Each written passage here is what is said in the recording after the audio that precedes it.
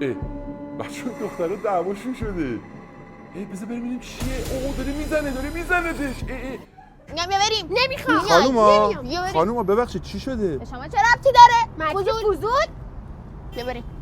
خانوما اجازه میدید؟ من میخوام بدونم چی شاید بتونم کمکتون کنم حداقل. ببین آقا یه ساعته به این خانم دارم میگم بیا بریم پیتزا مهتا پیتزا متری بخوریم. هی میگه من فلافل میخوام. آدم اینقدر احمق میشه؟ واقعا آخه فلافل میخوام نه زمان. خانم اجازه بدید به من مدیر اینجام. من یه پیتزا براتون میزنم.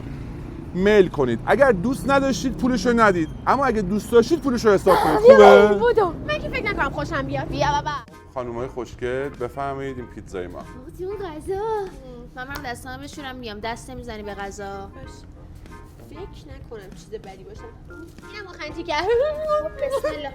بیا عشقم خدا شاهده اگر اون پایین نمیرفت گفتم با هم دیگه میل کنیم. سمت پیتزا کوشش. پیتزا راستش بخوای جایی که آدم دروغگویی نیستم تو معده آجاشون صبر کنید دخترا صبر کنید.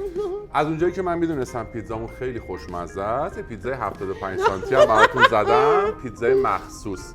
پیتزای قبلی که میل کردید، یعنی میل کردن، پیتزای پپرونی بوده. مرسی آقا مثل همیشه عالیه. دارم بخوری. خب خانم از غذامون راضی بودی؟ بله خیلی عالی بود. حالا میشه آدرسمونم برای بیننده ها بگی؟ بله پاسداران هروی پایینتر از میدون شریفی نبش خیابون رنجبر. مرسی. اینا چیه دیگه؟ اینا رو گرفتم برای خونه شب بخورم بریم. خوب فلافل می‌خواستی بریم. خدافظ.